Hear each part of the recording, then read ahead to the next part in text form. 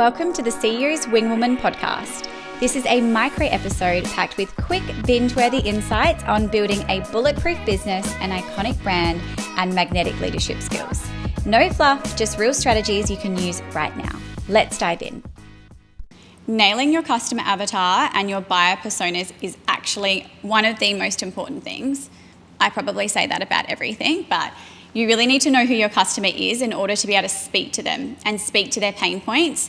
Everything in marketing is about solving problems for customers. So if you really understand who your customer is, what their motivations are, you understand what they want, you understand what their frustrations are right now, they're always linked to something in the future as well. So for every want that your customer has, it's linked to a dream.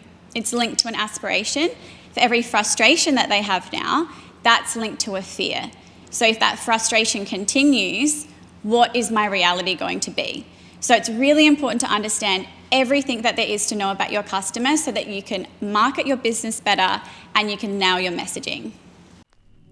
That's your power move for today. If today's episode resonated with you, please share this with a CEO who needs it and send me a DM on Instagram to connect at oliviajenkins.co. I'll see you in the next episode.